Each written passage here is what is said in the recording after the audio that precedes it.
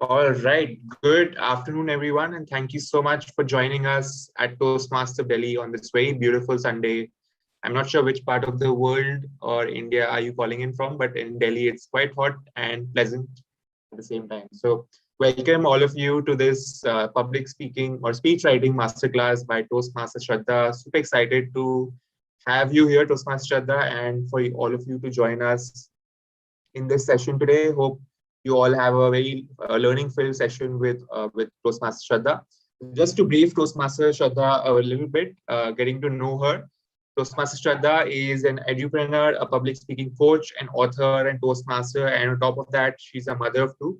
I think we'll have to have a separate session on how she handles all of these together in as one person. All right. She's also the founder of the Banyan Tree, where early childhood education and other co-curricular activities nurture the creative minds of children. She has 9 years of experience in the education field, and her inner calling is to work with the youth to break their shell of hesitation and emerge as confident beings. She's absolutely wonderful. In today's session, she's doing a public speaking masterclass where she will talk about how to write a captivating speech, how to think about what is the mindset we should follow while writing a speech and practicing a speech to create a captivating speech that hooks your audience. So with that, she'll also be sharing effective insights on how to do that from ideation to writing to finally preparing the final script. So with that, Toastmaster Shradha, hand over the stage to you. Looking forward to your session. Thank you so very much, Toastmaster Rohan. And I'm super excited to be a part of Toastmasters of Delhi today. And your words were like music to my ears. So how many music lovers in the house? How many people are like fond of music here? Wonderful. So I'm going to tap something for you on the table. And if you can guess the song for me, please. It's a very common song. All of you must be knowing it. Wonderful. We have quite a few music lovers here. So lend me your ear for this.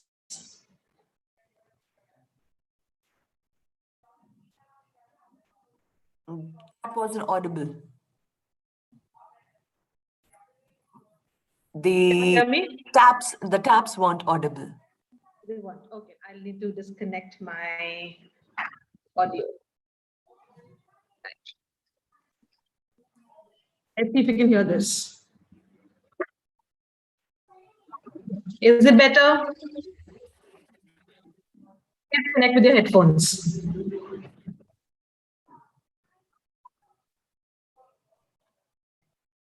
Oh my God. This is important. Yeah.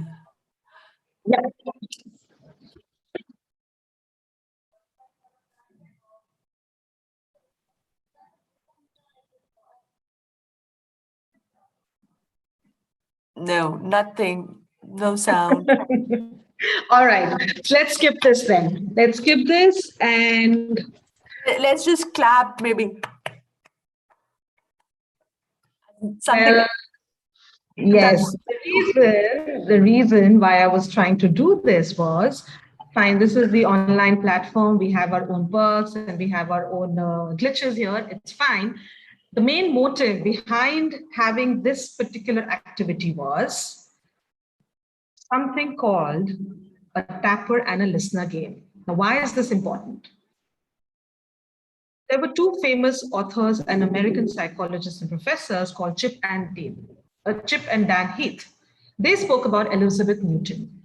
In 1990, Elizabeth Newton, she earned her psychology at Stanford by simply studying a simple game called the tapper and the listener game. What she did was she divided a group of friends into two. One were the tappers and the other were the listeners. And the tappers were given a list of songs to tap on the table. The listeners were supposed to guess the song. But there was more to this. The tappers were asked to predict the probability of the listeners guessing that song. And the tappers thought it should be 1 out of every 2, which is about 50% of the songs which they tap. However, the reality was far away from the prediction. Let's find out the reality.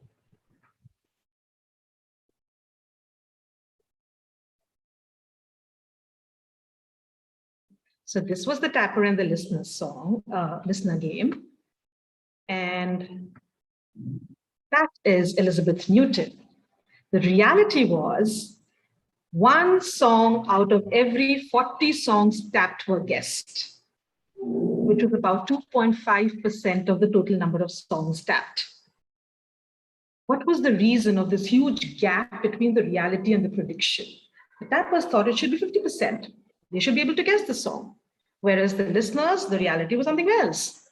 The reason behind this was something called as the curse of knowledge.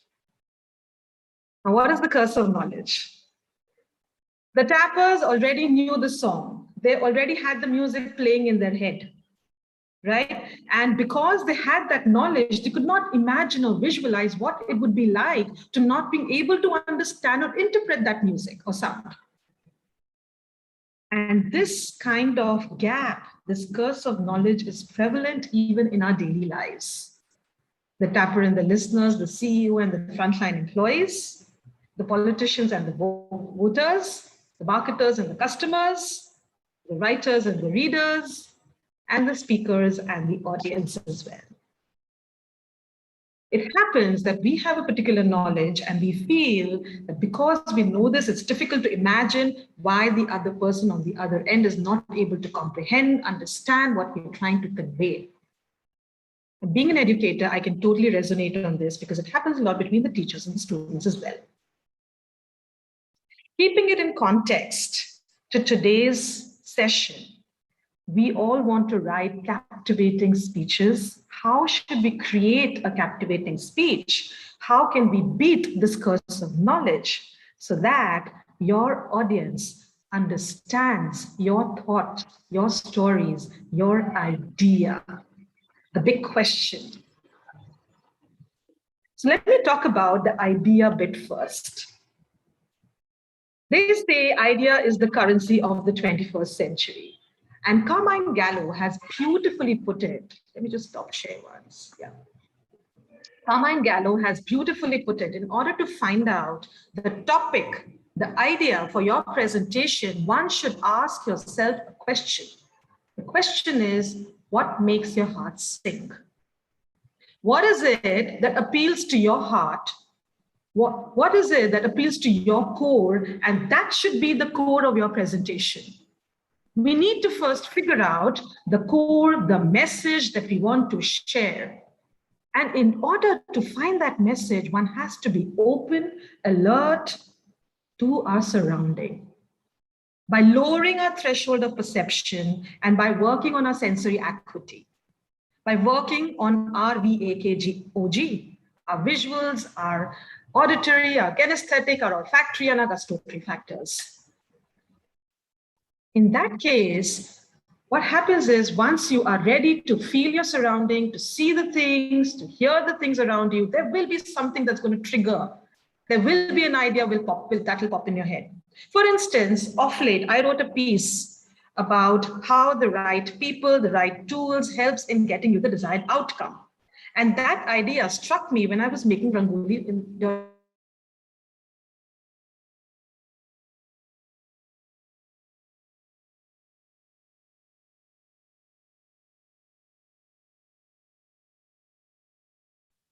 admiring those, I realized that yes, my outcome was desirable. Sorry to interrupt you, Shradha. There was a break. There was a audio lag in between, so you might just have to go back for about 30 seconds to what you said. I think we'll just continue. It might just happen because, you know, if you're in the flow, it kind of becomes a thing to go back and then come again, right? So let's just continue. In case it keeps breaking again, let me know and we'll pause over there instead of rewinding it. Where was I?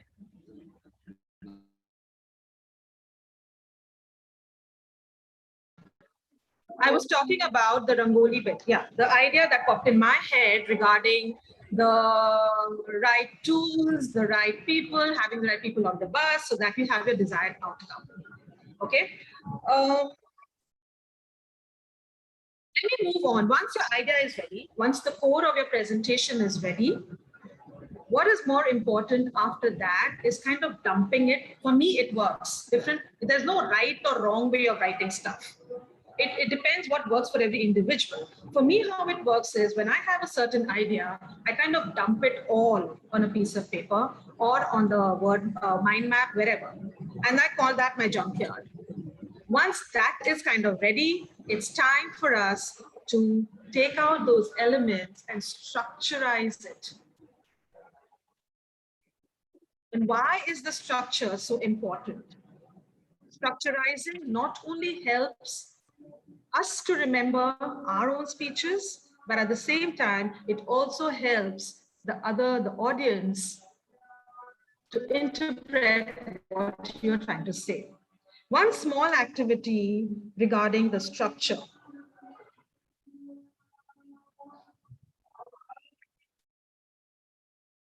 Right, so these are few letters on the screen. I'll give you about 5 to 6 minutes. Just take a look at all the letters and try and recall them. Stop share. And you got to write those letters, how many ever you remember, wherever you have. If you have a piece of paper or on a mobile, wherever.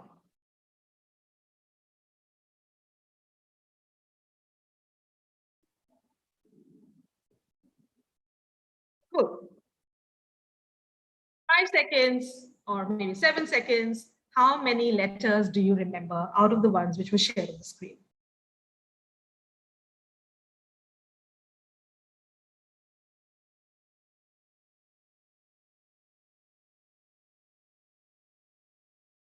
All right. What I've done now is same letters, everything is the same. It's just the structure which has been revised.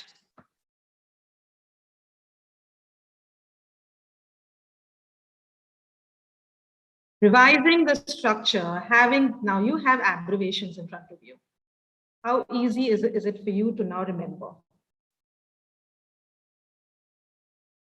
Yep. That is the importance of structure. We all must have studied, even in our school days, the structure for any piece, what we have for our speeches is about 700 to 800 words. One needs to have an introduction, a body, and a conclusion. That's the basic outline. And when you are making your outline, it could be chronological, it could be spatial, topical, causal, whatever you want to take. But primarily it's the introduction, your body, and your conclusion. Now, when I talk about my introduction, your introduction is the attention grabbing moment. Introduction has to be the attention grabbing moment because people, no matter what, your audience will listen to you for the initial 60 seconds. I'm talking about the Toastmasters meeting. Your audience will listen to you for the initial 60 seconds. And if you can have a startling research, if you can have a startling question, some jaw-dropping moment in the beginning to hook the audience. When we want to hook the audience, that is the time to hook them. That is the time when you know they're all yours. So your introduction is by putting in a startling question, by putting in a startling research or something. For instance, when I started, I wanted to talk about the tappers and the listeners because this was very, very interesting research. It is an important way to hook the audience, right? After the introduction comes the body. The body, I would recommend to have 3 main points. Too much information kind of fizzles out the main message by the end of it. So having 3 main points in your body, each point having a subtopic, 3 main topics with 1 subtopic and a supporting material with that. So if you have supposedly 3 stories to share, it could be one of your research, one could be your personal story, one could be the story of some famous, or maybe your own acquaintances. So 3 main points in the body. And finally, when you have your conclusion, that is your message. And yes, people will remember you what you have spoken last as well. Your closing is the core message that you want to share with your audience. The why, the whiffum, what is in it for me? And that is crucial because that message, everything revolves around it. your introduction, that is the attention movement, your body, which are the three parts, the three main topics, and finally your conclusion. If we follow this structure, it becomes easier not only for us to remember our speeches, but at the same time for the audience to comprehend or understand what you're trying to say. Is that all right? Now, few other elements which are apart from this, few other elements which I would want to add on again are crafting a captivating speech. The C kind of looks interesting, so I picked up 4 other C's, which can be the be the icing on the cake for all of you, for all the speeches for that matter. I love this, which is curiosity. If we can have the element of curiosity, remember how you watch those mystery or thriller movies or series, it keeps you till the end of it to know what's going to happen at the end. Similarly, if we can have that element of curiosity in our speeches, what is the next thing that is going to happen? Like when I opened up, I simply didn't start with the experimental. This was the experiment that is going to happen. I wanted to do that tapper wala game, the tapper and the listener game. Although it didn't work out, but nevertheless, that was the idea. So the curiosity, okay, what is she really up to? Why are we doing this? And then instead of directly revealing the experiment, the curiosity was kept alive when we were just talking about the experiment, but we did not reveal what the real result was. The prediction was spoken about earlier and then the actual result. So if we kind of unfold slowly and gradually, one after the other, the curiosity is kept alive, and that is when the audience will be drawn to you, okay, what's next? Moving on to the next C, that is, of course, connection. Connection through your stories, personal stories, emotions. A human emotion is vital for connection, release of oxytocin and dopamine. It helps us to build up that bond between the speaker and the audience. So whenever we are writing, if it comes out from our own heart, our own experiences, what we really felt, instead of thinking, okay, will this impress my audience versus will this connect with them? So connection is another aspect. Conversational. Again, many of us, sometimes we kind of use the second person or the third person language. For instance, if I want to say a mother was comparing her older child to her younger sibling. Instead of that, if we can use it in the first person, as in you play the role of the mother, including of dialogues. The mother is saying, what's wrong with you? Look at your scores and look at your brothers. Don't you want to be like your brother? Why don't you study hard like him? So what's happening is we're including dialogues, and that is making it conversational. It would also reduce the word limit for you. We again have a word limit of maximum 800 to 850 words. So including of dialogues will avoid the extra description of using a second language. Therefore, making the language more conversational by having dialogues, which will also give scope for role plays at the time of delivery, which will also give scope for voice modulation, vocal variety at the time of delivery. So making our language conversational in our speeches is another aspect of making it more captivating. The final C is, again, very, very important, is the context. Sometimes we speak about stories which are not relevant to the core message. We got to stick with our message. Remember, we used to play those passage finders, help the dog find the kennel, help the cat find the fish. Similarly, help your audience through your stories reach your message.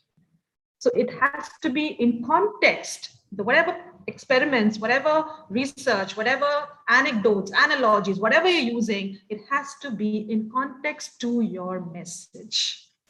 So we did not say the whole life story, just a part of the story which is relevant to that particular, the core of your presentation. So that's why we choose the context. So the 4 C's: curiosity, connection, conversational language, and the context as well. Next up, a few other elements, which are, again, some more add-ons for our speeches. I call this the multisensory language. Again, appealing to the VAKOG, the language which appeals to all the five senses if possible. We cannot have everything. We don't want to dump in everything. Few from one or two of them. So these are all options that are available for you. You can choose whatever you want to pick up. Okay, so multisensory language, for example, if you're describing just a walk on the beach. So the cool breeze was touching my face. I could feel the cool breeze touching my face. The smell of the wet earth. So usage of language which is appealing to your senses. And that is your multisensory language. This is all for written communication. Next up, one of my favorite are the figures of speech. Figures of speech, they have this wonderful acronym over here as well. Similes and metaphors and hyperbole and personification, all of these, they really add on because it helps you paint a visual, a mental picture for the audience. Figures of speech, what is it? What is the intention behind this? You can paint a mental picture of what you're trying to say for the audience. And again, you are on the same page with the audience. They can visualize that particular context. They can visualize the scene. You have lived it. They have not lived it. So in order to make them visualize it, to paint that mental picture, figures of speech is an excellent use of language to be used in your speeches for writing them. And finally, lighten up. Humor, all of us, we like to bring smiles on everybody's face. We all like to smile, isn't it? And by humor, I do not mean like a ruffle moment, everybody going gaga or rolling on the floor kind of stuff. It can just be infusing humor instead of imposing humor. For example, the last speech that I had delivered, I was speaking about how my entire family was down with COVID, and that was a serious conversation that was happening. But by the end of it, I wanted to lighten it up a little. And I just spoke that all my family members were down with COVID, my father-in-law, my mother-in-law, my brother-in-law, my sister-in-law, and I was taking care of 6 children. 6 children, 3 of my brother-in-laws, 2 of mine, and 1 of my mother-in-law. So that was like a light moment that I was having, right? So just loosening up, little bit of humor, just infusing humor instead of imposing it, again, adds on for the connection with your audience. And finale for writing is please keep it simple. Too much information overloaded, fizzles out the core message, our conclusion. What is it that we really want to share with our audience? Sometimes we just want to give in everything, whatever we know. But remember, you are the tapper. And you can be that one person out of 40 who can help your listeners understand that music, understand that tune. You can fall in that 2.5%. And how we can do this is by keeping it simple, keeping it authentic. It's a very, very cliche term, be yourself, but it's true to the core. By just being yourself, not overthinking too much. I need to deliver the best speech today. Versus, I need to deliver what is in my heart, what is in my mind, my thought, my idea, my feelings, because we are all here to learn and grow. We're all here to practice.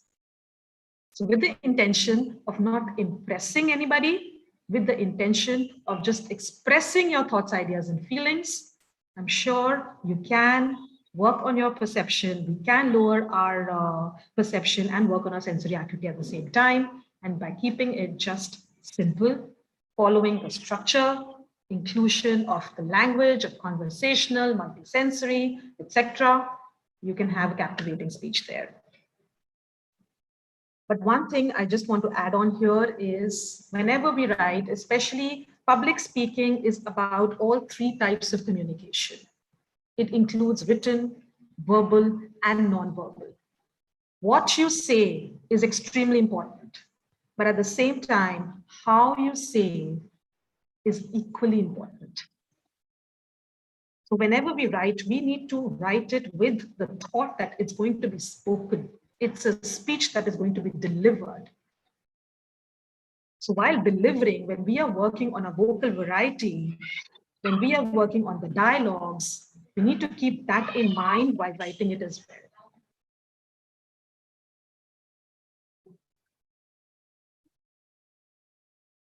Right? So that's my time. Thank you very much. I'm open to any kind of questions so that regarding the speech part. Thank you very much.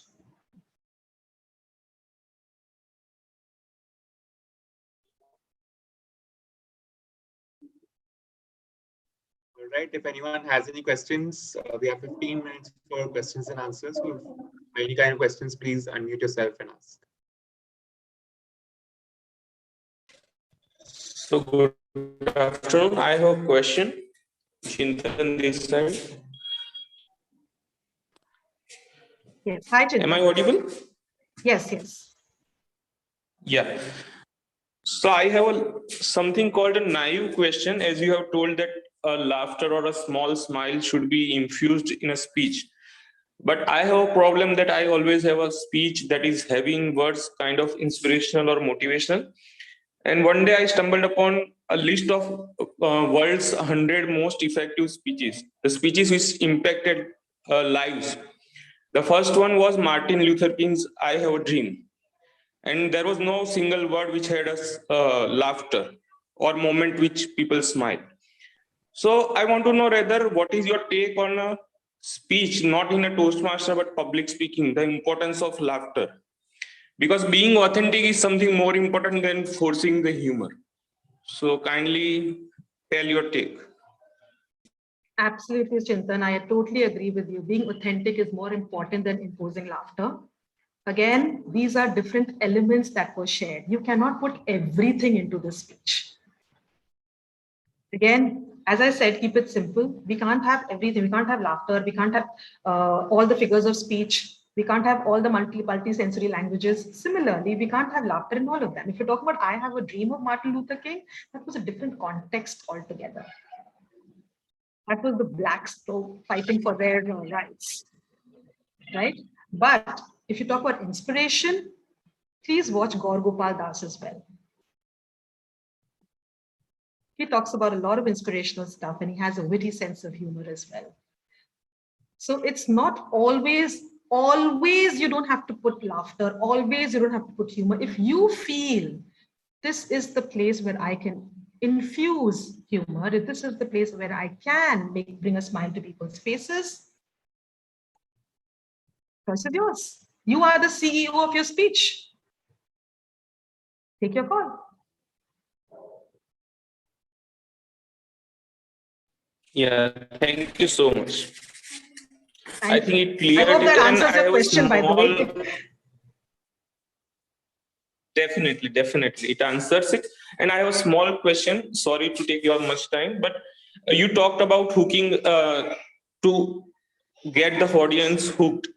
So I have seen the speeches where the speaker tells at the initial stage one message, half of the message he speaks, and then half of the message is a sentence which is half spoken by the speaker and the rest audience recites, because it is that kind of hook to be used in the speech.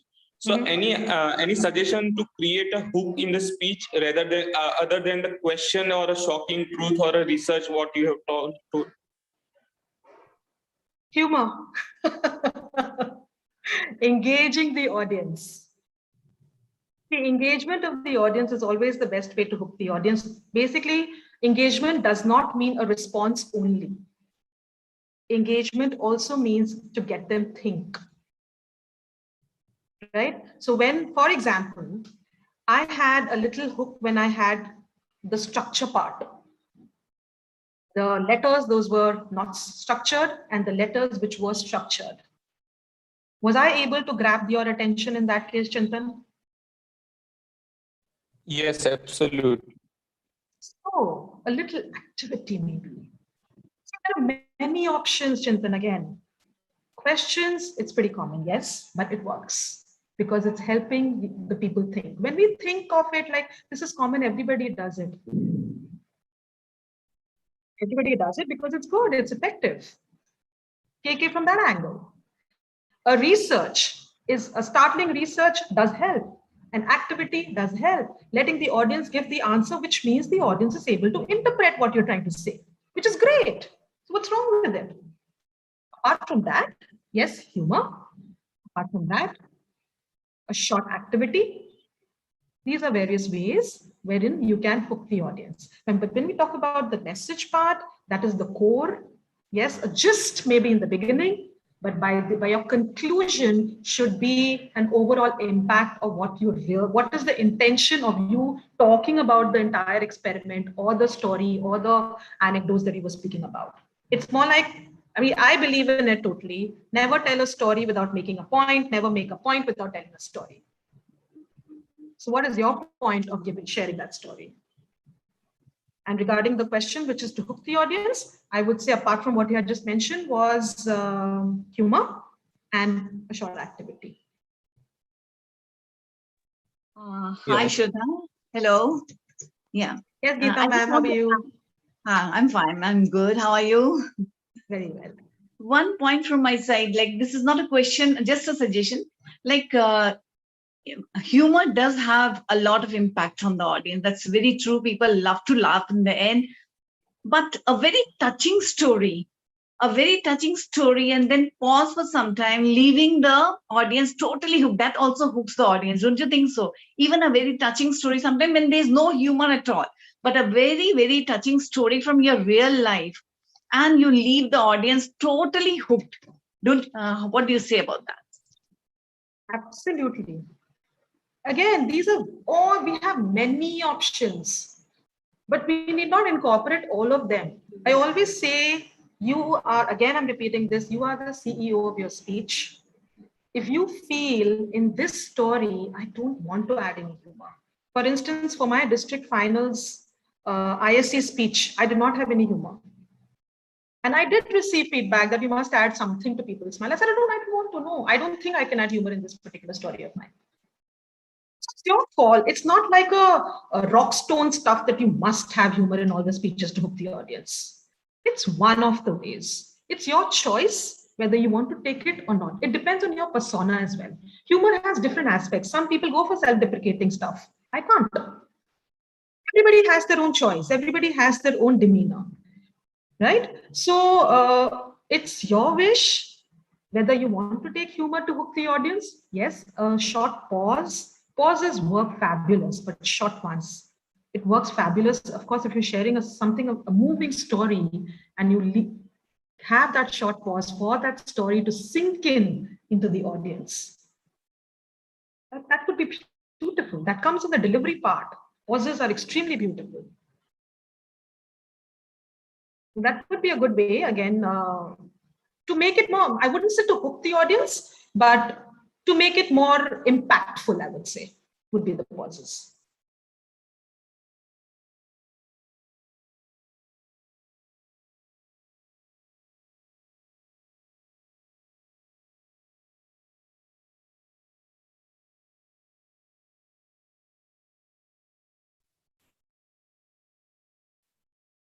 All right. Any other questions by anyone?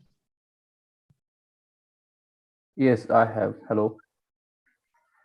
Yes, so ma'am, can you give some example from the part of a speech which you have mentioned? Can you explain a little bit like what is metaphor and what is simile? Can you give some example? Okay. Right. Let me give you an example. Metaphors and similes are all figures of speech. It helps you, again, for the audience to visualize. Examples of book titles: Eat the Frog, The Black Swan, Who Moved My Cheese? Right? Okay. So these kind of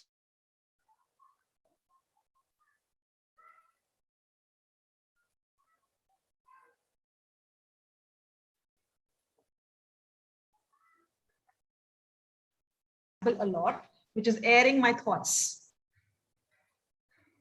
Some people just say, I was thinking. So I'm airing my thoughts. So you can visualize, okay, my thoughts are kind of floating right now. Sorry to interrupt you. Actually, your video was paused a little bit. So some of the points we missed. Which one was the last one you heard? I think after you start, means major point we have. After the Right. So example, who moved Yes. my cheese, after that particular example, we lost you. right. Yeah, So after those were after the book book titles, titles. we moved Yes. here. Yes. Okay.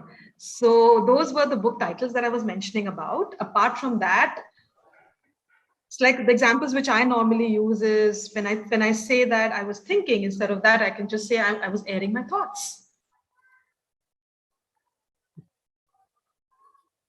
Yeah. When I was speaking about a certain struggle in my life, I can say that I was again in the courtroom of life with all the trials and tribulations. So whatever that is, there are common metaphors and similes available online as well, but you can come up with one as two. You can come up with one or two as well. So the whole idea of metaphors and similes is, again, it's like the icing on the cake. It just helps the audience visualize what you're trying to say. Again, painting the mental picture. The books that I had mentioned about was Eat the Frog, Who Moved My Cheese. I love the title, The Black Swan. Have you seen a black swan? So again, these are figures of speech, which are, if you read the book, you'll come to know why. Kill a mockingbird.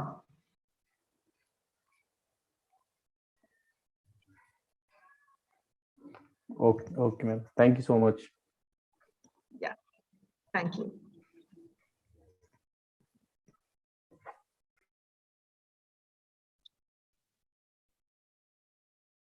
We have 4 more minutes and then we'll close. So anyone has any other questions? Right. Shradha, what if I were to ask you for some examples of some really nice speeches that you have heard or maybe even given? Which examples would you quote? Well, I have watched a lot of TED Talks. So being from my field, I'll just take it from my field. You must watch School Skill Creativity by Ken Robinson. It's a must watch. You must watch Amy Cuddy's TED Talk as well. It talks about the power poses. I mean, it's for public speaking. And these are two recommendations, two hardcore recommendations from my end, because they have really inspired me regarding my speeches again. And Ken Robinson has a witty sense of humor again. So that is one, and Amy Cuddy would be another one. Okay. And you please, and I'm not like, broadcasting for Gaur Gopal Das, but he is one person I religiously follow. So his converse, because it's even though he's a monk, even though he's a spiritual leader, it's not something, like parting away from your family or something. It's more to do with living in your family, living in discipline, keeping it very practical, because he himself has quit a corporate job and got into this. So Gaur Gopal Das is someone whom I really follow a lot. And even his speeches you can watch, even though it's not a speech, but there are more ideas that you can get from him. In fact, the tapper and the listener idea was from Gaur Gopal Das, to spill the beans. Okay. Yeah, the subtle humor in his speeches, and I would say the subtle sarcasm in his speeches is also Correct. Yeah, right. All right. One more question here. Everyone has their own style of speech. As Geeta ji just mentioned, that maybe there are times when you would want to subdue the humor and make it more heart-touching, heartwarming. Yes. Is it something that we should look at the topic and then create a speech in a particular way? Or is it that we should analyze our way of delivery and then create the speech in that particular way? Let's say, for example, if I were to give a very emotional speech, my persona probably would not be such that I would be able to make the audience cry. But then you cannot have humor in such a topic. So what is it that we should take as a base and create the format around? In what context are we talking on this? Like if you, for example, if you're talking about Toastmasters, if you have your path as engaging humor, you have no option because that's the project. So what is the context that we are talking about when we're talking about writing the speech and the delivery? Is it the Toastmasters or is it outside of it? I'm talking in general about both Toastmasters, as well as there are a couple of projects where you might not be given very specific things if it has to have humor or not. Engaging humor is just one project. In regular ways, in other regular projects that we have, do we identify the topic and create the way of delivery on the basis of that topic, or do we take our way of delivery and write the speech on that basis? I would again recommend, for me, I mean, I'm just saying from my personal experience, I myself was not someone who wanted to always include humor. For instance, initially, I always spoke about inspirational stuff, and I'm still the same. But I think we're giving too much weightage on this aspect. What happens if you got to be comfortable in what you're sharing, and if you really want to experiment, it's your choice altogether. You are the CEO, as I always say. If you want to experiment with the kind of your delivery. But while you're writing, all we need to keep in mind is that this is what I'm going to be delivering. Am I ready to step out of my comfort zone this time? If you feel that, yes, I'm ready to, this is general demeanor, I normally deliver emotional speeches. This time, I want to add a little bit of humor as well. I want to bring a smile on people's faces as well. Because then a few elements have to be added on that. But not, again, humor has many aspects. As I had mentioned, many people go in for self-deprecating humor and they're very, very comfortable. But are you comfortable with that kind of stuff? At the end of the day, more than pleasing others, you've got to be pleasing yourself. It's all about expression and not about impressing. So if you feel you're comfortable, you want to work within your comfort zone regarding the delivery part, you can write the content accordingly. Maybe you can also tweak it a little later on. You write whatever comes to your mind. If you want to, while delivery, if you feel that, no, I want to change the aspect here, I want to make people smile over here. You can tweak it a little. But when it comes to the foundational part, I would recommend just whatever comes to your thought initially. Not thinking too much about whether I should add humor in it, whether I should keep it serious, whether I should keep it emotional, because you don't know what's going in your mind. I mean, the whole idea is expressing your thoughts, ideas, and feelings. You want to pour it out, right? Right. So let that come first. And then later on, when you deliver, you must be recording yourself when you're practicing your delivery. So whenever you practice, again, this is a recommendation for everybody. Whenever, before going on stage, please record yourself, please record your delivery. You will be your best critic. You can see yourself how you are sounding. And that is the time when you can do your tweaking. A little bit tweaks here and they can work later. But the foundation should be purely what is there in your mind. Thank you so much. Thank you. Thank you. That answered my question. Thank you. Thank you. Great. Back to you, Rohan. All right. If no one else has any questions, thank you so much, Shradha, for joining us for this wonderful session. This was a very crisp and clear content delivered through the entire 30 minutes. So thank you so much for doing that for our members. I'm sure all of us, some of us here are new members, are new Toastmasters, so they'll get a lot of insights into how to begin their icebreaker speeches or their future speeches in Toastmasters. So wonderful session. Thank you so much for joining us. Really appreciate your time. With that, I'd like you to please note your contact details because a lot of members have been asking me how to reach you. So if you could put your contact in the Zoom chat, or if you could say it, that's also fine. Put it on the Zoom. Thank you. I will put it on the Zoom so that everybody, if anybody wants to get in touch with me, you're most welcome. And Rohan, thank you so very much. Thank you so very much, Toastmasters of Delhi, for having me over. It was a delight to be a part of it. And what I really loved was how people were open to asking questions, open to, because there is, again, nothing right or wrong, whether it's your speeches, whether it's the question, right? So it's better that we just reveal and be, this is one of the advantages of being a Toastmaster, of not being hesitant.